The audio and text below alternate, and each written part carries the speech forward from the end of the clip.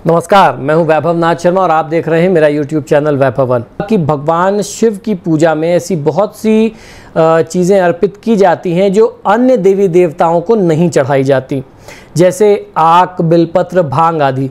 इसी तरीके से कुछ ऐसी भी चीज़ें होती हैं जो महादेव की पूजा में अर्पित नहीं की जाती, जिन्हें समर्पित करने से भगवान महादेव रुष्ट हो सकते हैं। तो सबसे पहला केतकी और केवड़े का फूल, इसके बारे में मैं बार बार लोगों को बताता आता हूं और मैंने अपने आचार्यों पंडितों को भी बोला, क्योंकि वही लोग पूजा की सामग्री वगैरह लेके आते हैं। तो केवड़े का इत्र बहुत फेमस है, तो इसीलिए उनको मैं ख़ास तौर पर हिदायत दे के भेजता हूँ कि भैया जब आप इत्र लेके आते हैं, फूलों का इत्र लेकर के आएँ भगवान के लिए, तो ध्यान रखिएगा कि केतकी और केवड़े का इत्र गलती से भी ना आ जाए, क्योंकि इसका इत्र और स्वयं इसका फूल जो है महादेव की पूजा में प्रयोग में नहीं लिया जाता। भगवान महादेव की पूजा में शंख वर्जित है।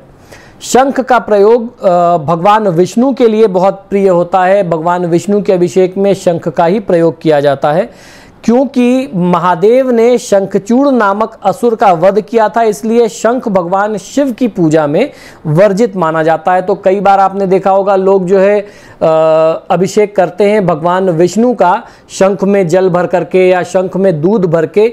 ये इस तरीके की प्रक्रिया अभिषेक की भगवान महादेव की पूजा में नहीं होती। अगर ऐसा आप करते हैं तो ये भगवान महादेव को नाराज कर सकता है, तो इस बात का आपको ध्यान रखना चाहिए। इसी तरीके से नारियल पानी से भगवान शिव का अभिषेक नहीं किया जाता, क्योंकि नारियल को लक्ष्मी का स्वरूप माना गया। इसलिए सभी शुभ कार्यों में नारियल का प्रसाद के तौर पर ग्रहण किया जाना बहुत आवश्यक होता है। लेकिन महादेव पर नारियल का जल अर्पित करना शास्त्रों में वर्जित बताया गया। उसको जो है भगवान शिव की पूजा में खासतौर पर जल को प्रयोग में नहीं लेते हैं। इसी तरीके से तुलसी का पत्ता भी भगवान शिव को समर्पित नहीं किया जाना चाहिए। इस संदर्भ में असुर राज जालंधर की कथा बहुत प्रचलित है, जिसकी पत्नी वृंदा तुलसी का पौधा बन गई थी। भगवान शिव ने जालंधर का वध किया था, इसलिए वृंदा ने भगवान शिव की पूजा में तुलसी के पत्तों का प्रयोग न करने की बात कही है। तो महादेव की पूजा में हम लोग सावन के महीने में या भगवान शिव की जो विशेष तिथियां होती हैं उनमें बहुत श्रद्धा भाव से पूजा पाठ करते हैं। तो कुछ चीज़ों का ध्यान रखना बहुत ज़रूरी है कि कहीं आप गलती से भी ऐसी चीज़ें प्रयोग में न करें, न लाएं जो देवता को नाराज़ करती हो, क्योंकि हम तो उनको प्रसन्न करने के लिए, उनकी कृपा लेने के लिए सारे अनुष्ठान, सारे उपक्रम कर रहे हैं। तो ऐसी कोई भी चीज़ें गलती से भी पूजा में सम्मिलित ना हो जाए जो महादेव को नाराज़ करें। नमस्कार, मैं हूं वैभव नाथ शर्मा और आप देख रहे हैं मेरा YouTube चैनल वैभवन। कि किस द्रव्य से महादेव का अभिषेक करने से क्या फल प्राप्त होता है, इस विषय में हम लोग बार बार बात करते हैं। हर दिन नए दर्शक जुड़ते हैं और उनका फिर से वही प्रश्न होता है। बार बार एक ही चीज़ पूछी जाती है कि मैं इस कष्ट के लिए किस पदार्थ से, किस फ्लूइड से, किस द्रव्य से भगवान भोलेनाथ का अभिषेक करूं, धन प्राप्ति के लिए क्या करें, रोग मुक्ति के लिए क्या करें। तो आज एक बार फिर से इस विषय पर बात कर लेते हैं। आइए, भगवान शिव पर ईख यानी गन्ने का रस अगर उसकी धारा चढ़ाई जाए तो सभी प्रकार के आनंदों के साथ साथ धन, सुख और ऐश्वर्य की प्राप्ति होती है। भगवान शिव को गंगा जल समर्पित करने से, गंगा जल से भगवान शिव का अभिषेक करने से भोग और मोक्ष दोनों की प्राप्ति होती है। शहद यानी मधु, हनी से भगवान शिव की अगर आप आराधना करते हैं, उसकी धारा भगवान शिव पर चढ़ाते हैं, उससे अभिषेक करते हैं, तो धन संबंधी बाधा इससे भी दूर हो जाती है। लाल और सफ़ेद आंकड़े के फूल भगवान शिव के पूजन में प्रयोग करने से मोक्ष की प्राप्ति और भोग की प्राप्ति होती है। धतूरे के पुष्प से भगवान शिव का पूजन करने पर भगवान शंकर सुयोग्य पुत्र प्रदान करते हैं, जो कुल का नाम रोशन करता है। लाल डंठल वाला धतूरा जो है वो पूजन में, भगवान शिव के पूजन में प्रयोग करना चाहिए। ये बहुत ही शुभ माना जाता है। ये मैं आपको कई बार ये जानकारी दे चुका हूँ। मैं समझता हूँ कि आप लोग भी सुन के इसको अब याद कर चुके होंगे। शिव गायत्री मंत्र के बहुत ही चमत्कारी प्रयोग, आइए जानते हैं क्या है शिव गायत्री मंत्र के जीवन को सफल बना देने वाले, जीवन के हर दुख और कष्ट को मिटा देने वाले चमत्कारी और दिव्य प्रयोग। यदि किसी भी जातक की जन्म पत्रिका में कालसर्प योग हो, भयंकर पितृदोष बन रहा हो, या फिर राहु केतु शनि मंगल की कोई बहुत भयंकर पीड़ा का योग बन रहा हो, या फिर कुंडली में ग्रहण का योग हो, राहु के साथ आ जाए सूर्य आ जाए, चंद्रमा आ जाए राहु शनि के साथ, या फिर राहु या शनि में से किसी भी एक के साथ गुरु यानी बृहस्पति आ जाए, तो ये ग्रहण योग होता है। अपने आप में शुभ ग्रह के ऊपर ये ग्रहण योग लगा देते हैं और उनका जो शुभत्व है शुभ ग्रह का, शुभ प्रभाव जो है वो जातक को फिर नहीं मिल पाता, फिर जीवन में कष्ट मिलने शुरू हो जाते हैं। तो अगर इस तरीके का कोई ग्रहण योग हो, राहु केतु शनि मंगल से संबंधित कोई अशुभ योग बन रहा हो, मार्केश की दशा वगैरह चल रही हो, शनि की ढैया 7.5 वगैरह हो, पितृदोष हो, कालसर्प योग हो, किसी भी तरीके के कोई ग्रहों का योग अगर कुंडली में खराब हो जिनसे आपको बहुत ज़्यादा कष्ट मिल रहा हो, मार्केश वगैरह का प्रभाव बन रहा हो, विष योग वगैरह बन रहा हो, अगर लोग मानसिक रूप से परेशान रहते हैं, विचलित रहते हैं, मानसिक शांति न मिल पा रही हो, तो उन्हें भगवान शिव का ध्यान करना चाहिए और खास तौर पर शिव गायत्री मंत्र का जाप करना चाहिए। शिव गायत्री मंत्र से भगवान शिव की अगर आप आराधना करते हैं तो कालसर्प दोष, पितृदोष के कारण राहु केतु को पाप पुण्य से वंचित करने तथा शनिदेव का जो दंड होता है वो दंड दिलाने की व्यवस्था भगवान शिव के आदेश पर ही होती है। तो इससे सीधा सा अर्थ ये निकलता है कि इन ग्रहों के कष्टों से पीड़ित व्यक्ति भगवान शिव की आराधना यदि करता है तो महादेव उस मनुष्य की पीड़ा को दूर करके उसको सुख देने के सारे रास्ते बना देते हैं, सुख पहुंचाते हैं। भगवान शिव की शास्त्रों में कई प्रकार की आराधना वर्णित है, परंतु शिव गायत्री मंत्र का जाप और पाठ करना सरल और अत्यंत प्रभावशाली है माना जाता है। तो मंत्र क्या है? शिव गायत्री मंत्र आपको यहाँ डिस्क्रिप्शन बॉक्स में नीचे मिल जाएगा। ओम तत्पुरुषाय विद्महे महादेवाय धीमहि तन्नो रुद्रः प्रचोदयात्। इस मंत्र का विशेष विधि विधान कुछ नहीं है। इस मंत्र का किसी भी सोमवार से आप जाप प्रारंभ कर सकते हैं। इसी के साथ सोमवार का व्रत करें तो और श्रेष्ठ आपको उसके परिणाम प्राप्त होते हैं। भगवान शिव के सामने देसी घी का एक दीपक जला लीजिए। जब भी यह मंत्र करें तो मन को एकाग्र करके, चित्त को एकाग्र करके आपको ये जाप करना चाहिए। पितृदोष, कालसर्प दोष वाले व्यक्ति को यह मंत्र प्रतिदिन नियम से करना चाहिए। सामान्य व्यक्ति भी इस मंत्र का जाप कर सकते हैं, जिससे आपके जीवन में किसी भी प्रकार का कष्ट, रोग जो है, शोक वगैरह नहीं आएगा।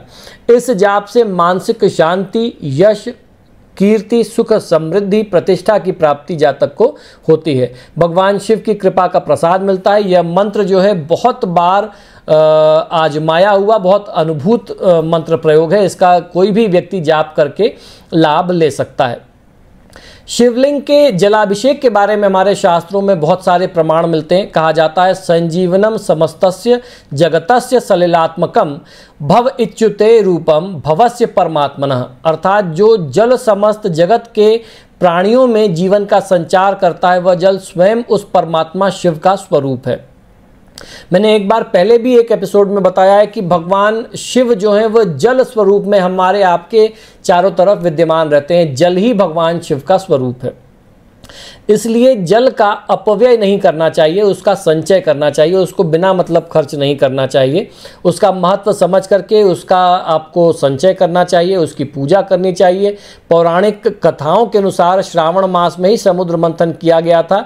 मंथन के दौरान समुद्र से निकलने वाले विष को भगवान शिव ने अपने कंठ में समाहित करके संपूर्ण सृष्टि की रक्षा की थी। किंतु अग्नि के समान दग्ध विष के पान उपरांत महादेव शिव का कंठ जो है वो नीलवर्ण हो गया। विष की उष्णता को, उसकी गर्मी को शांत करने के लिए, भगवान भोले को शीतलता प्रदान करने के लिए समस्त देवी देवताओं ने उन्हें जलधारा से उनका पूजन किया, जल समर्पित किया। इसी कारण भगवान शिव की मूर्ति व शिवलिंग पर जल चढ़ाने का महत्व आज भी है तथा शिव पूजा में जल की महत्ता, अनिवार्यता भी सिद्ध होती है। श्रावण मास में शिव उपासना से उनकी विशेष कृपा की प्राप्ति होती है। शिव पुराण में कहा गया है कि भगवान शिव ही स्वयं जल हैं।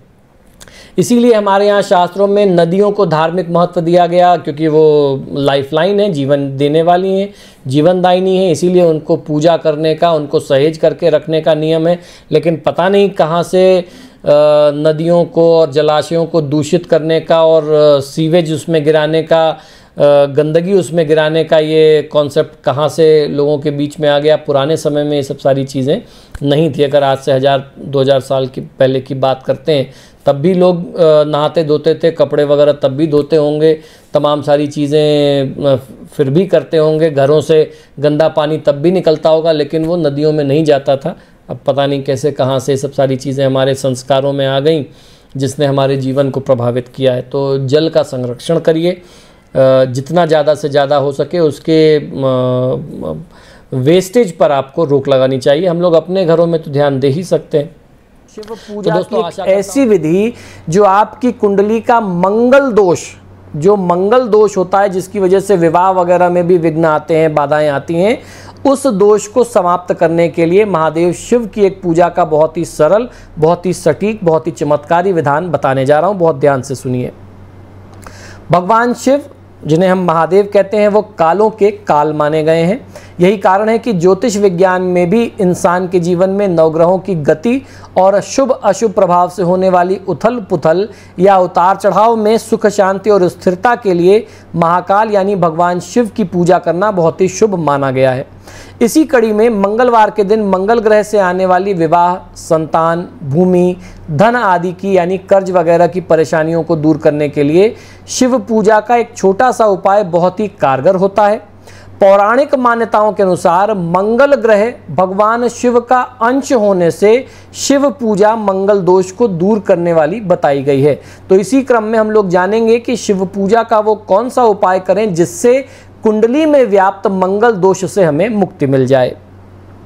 करना यह है कि सुबह जल्दी उठ करके स्नान करके स्वच्छ लाल वस्त्र पहन करके घर के आसपास जो भी शिव मंदिर हो, देवालय हो, वहाँ जाएं। सबसे पहले शिवलिंग पर जल चढ़ाएं, उसके बाद क्रम से दूध, दही, घी, शहद और शक्कर समर्पित करें। हर सामग्री के बाद शिवलिंग को जल से स्नान कराएं, जिसे शुद्धोदक स्नान बोलते हैं, वो कराएं। पूजा के दौरान पंचाक्षरी या षडाक्षरी मंत्र ओम नमः शिवाय का जाप आप करते रहें। पंचामृत स्नान के बाद गंगा जल या शुद्ध जल से स्नान कराएं। पंचामृत स्नान और पूजा के बाद पंचोपचार पूजन करें। इसके बाद शिवलिंग को खासतौर पर भस्म का त्रिपुंड लगाते हुए जो शिव मंत्र मैं आपको बताऊं, उस मंत्र का आपको उच्चारण करना है। आपको प्रार्थना करना है कि मंगल ग्रह की पीड़ा को तत्काल प्रभाव से आप दूर करिए। यह मंत्र आपको यहाँ डिस्क्रिप्शन बॉक्स में भी मिलेगा, ध्यान से सुन लीजिए। महादेवाय भीमाय त्रयंबकाय च शांतये ईशानाय मखग्नाय नमोस्त्वंधक घातिने। इस मंत्र का आपको कम से कम 108 बार जाप करें तो बहुत अच्छा है, नहीं तो कम से कम 11-21 तो आपको जाप करना ही चाहिए। इसके बाद गंध, चंदन, अक्षत, सफ़ेद फूल और बिल्वपत्र चढ़ा करके नैवेद्य अर्पित करके महादेव शिव की धूप दीप से आप आरती करें। शिव रुद्राष्टक, शिव महिम्न स्तोत्र, पंचाक्षरी मंत्र का पाठ और जाप करें, या फिर आप किसी आचार्य से भी करा सकते हैं। आरती के बाद पूजा में हुई गलती के लिए क्षमा मांगें और आप उनसे प्रार्थना करें कि जाने अनजाने कोई भी गलती हुई हो तो महादेव आप हमें क्षमा करें। ब्राह्मणों को दान दक्षिणा भेंट दे करके आप उनसे आशीर्वाद लें, उनको विदा करें। गाय को घास आदि अपने हाथ से, हरा चारा वगैरह जरूर आपको खिलाना चाहिए इस उपाय को करने के साथ। तो सोमवार के कुछ ऐसे टोटके जो आपको हर क्षेत्र में विजय दिलाते हैं। शिव पूजा से जुड़े हुए ये बहुत ही सरल, बहुत ही चमत्कारी और बहुत ही प्रभावशाली टोटके माने जाते हैं। सभी कार्यों के लिए सोमवार का दिन शुभ माना जाता है। इस दिन जन्म लेने वाला बच्चा भला मानस, नेक और कुशल होता है। इस दिन दक्षिण से पश्चिम दिशा की यात्रा की जाए तो जातक को सफलता मिलती है। चंद्रमा का संबंध दूध और पानी से है। चंद्रमा को भगवान शिव ने अपने मस्तक पर धारण किया है। इस तरह चंद्रमा का सीधा संबंध भगवान महादेव से कहा जाता है। सोमवार को मकान बनाने, शादी, नामकरण या विद्या से संबंधी कोई भी कार्य किए जाएं तो वो शुभ होते हैं। अगर किसी व्यक्ति को जीवन में कष्ट मिल रहा हो तो वो सोमवार को क्या उपाय करे? कष्ट निवारण के लिए कुछ उपाय आपको बताता हूं। अगर आपके जीवन में किसी भी प्रकार का कष्ट है तो सोमवार की तिथि में आसपास के किसी भी शिव मंदिर में इन उपायों को करके आप अपने कष्टों से मुक्ति पा सकते हैं। शिवलिंग पर जल या दूध से अभिषेक करना कष्ट निवारण का बहुत ही सरल, बहुत ही अचूक, बहुत ही चमत्कारी, बहुत ही प्रभावशाली टोटका माना गया है। इसी तरीके से मानसिक, शारीरिक या आर्थिक कष्ट हो तो आपको सोमवार को अपने कुलदेवता की पूजा करनी चाहिए। चावल, दूध और चांदी का दान करना चाहिए। इसी तरीके से चंद्रमा का कष्ट अगर आपके जीवन में हो रहा है, चंद्रमा के कष्ट देने की स्थिति में चांदी को नदी में विसर्जित करने से सारे कष्ट और समस्याएं वहीं जो है बह जाती हैं, वहीं वो नदी में प्रवाहित हो जाती हैं। जो व्यक्ति की कुंडली में चंद्रमा शुभ ना हो, चंद्रमा खराब हो, तो ऐसे में खीर खाना, उस दिन दूध और चावल और मेवे वगैरह अच्छे से डाल करके मन से बनाई हुई खीर, उसको ग्रहण करना, भोग लगा करके महादेव को उसका प्रसाद स्वयं खाना बहुत ही शुभ माना गया है। जिसका चंद्रमा नीच है, नीच का होता है, वह व्यक्ति सफ़ेद कपड़े पहने और चंद्रमा का सफ़ेद चंदन का तिलक मस्तक पर धारण करे तो चंद्रमा के दोष से उन्हें मुक्ति मिलती है। 2 मोती या चांदी के 2 बराबर के टुकड़े में से एक टुकड़े को पानी में बहा दे। इसके बहाने से सोची हुई मुराद पूरी होती है और दूसरे मोती के टुकड़े को या दूसरे चांदी के टुकड़े को या दूसरे मोती के दाने को अपने पास सहेज करके रखे तो आपके जीवन में चंद्रमा का दोष जो होता है उसके कष्टों से आपको मुक्ति मिलती है। चांदी की अंगूठी और सफ़ेद मोती को धारण करने से लाभ मिलता है, तो मोती को चांदी की अंगूठी में बनवा करके आप धारण करें तो आपको फ़ायदा अवश्य मिलेगा। अगर चंद्रमा कष्ट दे रहा हो तो रात को दूध या पानी से भरा हुआ बर्तन सिरहाने रख करके सो जाएं और अगले दिन उस दूध को या उस जल को, उस पानी को पीपल के वृक्ष में आपको डाल देना चाहिए। जिस व्यक्ति की कुंडली में चंद्रमा छठे भाव में हो तो वह व्यक्ति दूध का दान करने से उसको बचना चाहिए। बुजुर्गों का चरण स्पर्श करके आप नियमित रूप से आशीर्वाद लें, खासतौर पर परिवार की जो बड़ी बुजुर्ग महिलाएं हैं तो उनके आशीर्वाद से चंद्रमा का दोष आपकी कुंडली में जो कुछ भी बन रहा होगा उससे आपको मुक्ति मिलेगी। भगवान भोलेनाथ की यानी शिव जी की पूजा की बहुत ही सामान्य विधि और शिव गायत्री मंत्र। मनोरथ पूर्ति के लिए भगवान शिव को कौन सा अन्न चढ़ाना चाहिए, किस अन्न के चढ़ाने से कौन सी मनोकामना पूरी होती है, ये भी जानकारी मैं आज आपको उपलब्ध कराऊंगा। आइए जानते हैं। हमारे ज्योतिष शास्त्रों के अनुसार क्रूर और तामसी स्वभाव के ग्रहों में शनि, मंगल और राहु केतु के कुंडली में बुरे योग गंभीर और मृत्यु के समान शारीरिक और मानसिक पीड़ाओं को देने वाले साबित हो सकते हैं। राहु और केतु जैसे ग्रहों के योग से ही किसी व्यक्ति की कुंडली में कालसर्प या पितृदोष आदि जैसे गंभीर योग बनते हैं। माना जाता है कि इन दोषों से किसी भी व्यक्ति के जीवन में गहरी मानसिक परेशानियां उत्पन्न हो सकती हैं। हमारी धार्मिक मान्यताओं में सारे ग्रह काल गणना के आधार हैं और चूंकि काल पर भगवान भोलेनाथ का यानी शिव जी का नियंत्रण है, इसीलिए महाकाल यानी शिव की उपासना ग्रह दोषों की शांति के लिए बहुत प्रभावशाली, बहुत ही असरदार मानी जाती है। जिसमें शिव के ऐसे अचूक मंत्र के जप का महत्व है जो ग्रह पीड़ा दूर ही नहीं करता बल्कि मनचाहे फल भी देते हैं। भगवान शिव की प्रसन्नता के लिए व्रत, उपवास, जप, मंत्र, अभिषेक, इन पूजा के कर्मों के दौरान छोटी छोटी धार्मिक बातों की जानकारी के अभाव में अनेक मौकों पर नजरअंदाज कर दिया जाता है। ऐसी ही बातों में मनोरथ पूर्ति के लिए शिव पूजा में तरह तरह के अन्न के चढ़ाने का महत्व भी हमारे शास्त्रों में बताया गया है। इसलिए श्रद्धा और आस्था के साथ इन उपायों को भी ध्यान से करना चाहिए। तो सबसे पहले गेहूं से बने हुए अन्न जो होते हैं, भोग जो होता है, भगवान शिव की पूजा में गेहूं से बने हुए व्यंजन चढ़ाने पर कुटुंब की वृद्धि होती है यानी संतान की प्राप्ति होती है। मूंग से भगवान शिव की पूजा करने से हर सुख और ऐश्वर्य की प्राप्ति होती है। चने की दाल अर्पित करने पर श्रेष्ठ जीवन साथी मिलता है।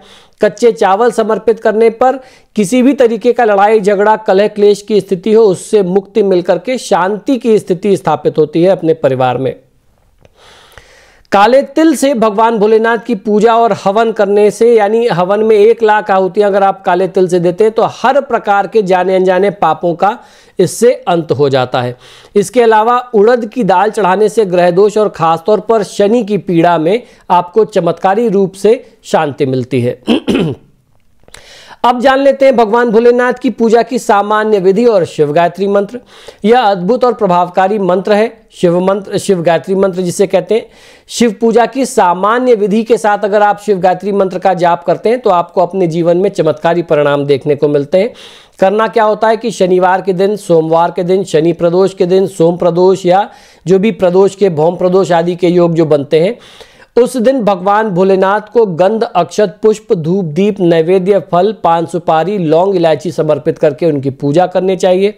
उसके बाद जो आपको शिव गायत्री मंत्र बताऊं इस दिव्य मंत्र का आपको जाप करना चाहिए। यह मंत्र है ओम तत्पुरुषाय विद्महे महादेवाय धीमहि तन्नो रुद्रः प्रचोदयात्। हमारे शास्त्रों की ऐसी मान्यता है कि शनिदेव परम भक्त हैं शिव जी के, और शिव के आदेश के अनुसार ही शनिदेव जगत के हर प्राणी को कर्मों के आधार पर दंड देते हैं। इसलिए शनि देवता हो या राहु केतु मंगल हो, इस तरीके के ग्रह की पीड़ा की शांति के लिए भगवान भोलेनाथ की महादेव की पूजा खासतौर पर सोमवार शनिवार को बहुत ही कारगर मानी जाती है। अगर आपके कुंडली में इस तरीके का कोई योग है राहु केतु या शनि से रिलेटेड, तो शनिवार को, सोमवार को, मंगलवार को आप भोलेनाथ की विशेष पूजा आराधना करें, आपको लाभ अवश्य मिलेगा। 12 राशियों के लिए अलग अलग 12 प्रकार की शिव पूजा, तो बहुत ध्यान से सुनिए। और ये शिव पूजा कोई भी राशि का जातक अपनी राशि के अनुसार किसी भी शिव पूजा की तिथि में कर सकता है, चाहे वो सावन का महीना हो, सोमवार की तिथि हो, प्रदोष हो, महाशिवरात्रि हो, किसी भी शिव पूजा की तिथि में आप अपनी राशि के अनुसार इस विधि को करके लाभ ले सकते हैं। महादेव शिव को कल्याणकारी देवता माना जाता है। इसी भाव से ज्योतिष शास्त्रों में सोमवार, अष्टमी, चतुर्दशी की तिथि पर शिव पूजा के द्वारा अनेक ग्रह दोष और उनकी पीड़ाओं से छुटकारे के उपाय बताए जाते हैं। इसी कड़ी में हर राशि के व्यक्ति के लिए कुछ विशेष पूजा भी बताई गई है, जिनको विधि विधान से करने पर हर किसी का कोई भी मनोरथ हो, वो मनोरथ तो पूर्ति होती ही है, साथ ही साथ दुखों से मुक्ति भी पाई जा सकती है। इसलिए अपनी राशि के अनुसार शिव पूजा के विशेष उपाय अपना करके शीघ्र अपने जीवन को सफल बनाना चाहिए। आज हम लोग जानेंगे कि किस राशि के व्यक्ति को किस पूजा सामग्री से भगवान शिव की पूजा अधिक असरदार हो सकती है और उसको वैसी करनी चाहिए। सबसे पहले हर राशि का व्यक्ति शिव पूजन से पहले काले तिल जल में मिलाकर के स्वयं स्नान करे, साफ स्वच्छ वस्त्र धारण करे। शिव जी की पूजा में कनेर, मौलीश्री और बेलपत्र का प्रयोग जरूर किया जाना चाहिए। इन चीज़ों की व्यवस्था आप जरूर कर लीजिए। तो आपको कैसे तैयार होना है ये हम लोगों ने समझ लिया। आपने स्नान कर लिया, काले तिल मिला करके आप शुद्ध हो गए, आपने स्वच्छ वस्त्र धारण कर लिए। शिव पूजा में रुद्राक्ष का पहना, चाहे आप गले में पहने, हाथ में पहने, बाजू में पहने, या और उसके साथ साथ त्रिपुंड का लगाना, ये 2 काम बहुत ही आवश्यक है। उसके बिना कोई भी शिव पूजा पूरी नहीं होती। तो रुद्राक्ष धारण करिए अभिषेक करने से या शिव पूजा करने से पहले, और त्रिपुंड लगा करके, भस्म लगा करके फिर आप शिव पूजा को आरंभ कर सकते हैं। तो अब जानते हैं 12 राशि के लोगों के लिए, अलग अलग 12 राशियों के लिए 12 प्रकार की शिव पूजा क्या है। तो सबसे पहले मेष राशि। मेष राशि के लोगों को जल में गुड़ मिलाकर के भगवान शिव का अभिषेक करना चाहिए। शक्कर या गुड़ की मीठी रोटी बना करके भगवान शिव का भोग लगाना चाहिए। लाल चंदन और कनेर के फूल बेलपत्र चढ़ा करके आपको उनकी आरती करनी चाहिए। वृषभ राशि। वृषभ राशि के लोगों को दही से भगवान शिव का अभिषेक करना शुभ फल देता है। इसके अलावा चावल, सफ़ेद चंदन, सफ़ेद फूल, अक्षत और इसके साथ साथ बेलपत्र चढ़ाना शिव पूजा में आपके लिए आवश्यक है। मिथुन राशि। मिथुन राशि वाले जातक लोगों को गन्ने के रस से भगवान शिव का अभिषेक करना चाहिए। अन्य पूजा की सामग्री में मूंग, दूर्वा, कुशा और बेलपत्र बहुत आवश्यक है, वो आप समर्पित करें। कर्क राशि।